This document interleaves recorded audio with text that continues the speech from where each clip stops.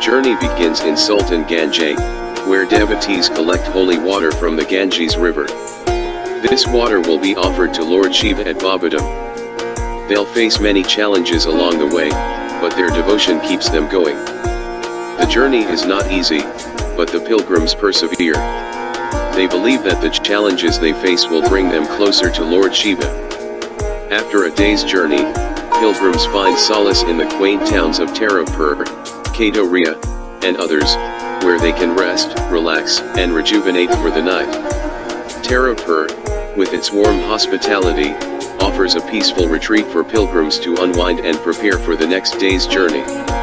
Kanwar, surrounded by nature's splendor, provides a serene ambience for pilgrims to relax and connect with the local community.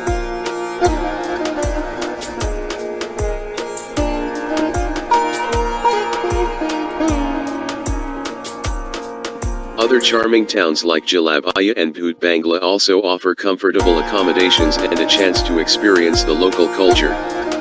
With a restful night's sleep, pilgrims begin their day with renewed energy and spirit, ready to tackle the next stage of their journey.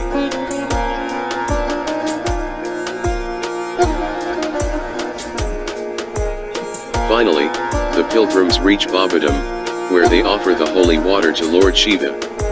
This moment is the culmination of their journey and a testament to their devotion. Babadam is revered for its extraordinary healing properties. Devotees believe that this Jyotirlinga has the power to cure all health issues, bringing solace and relief to those suffering.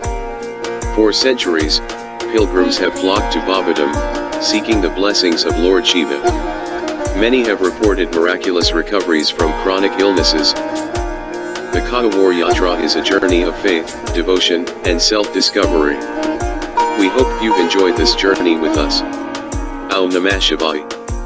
Har Har Mahadev.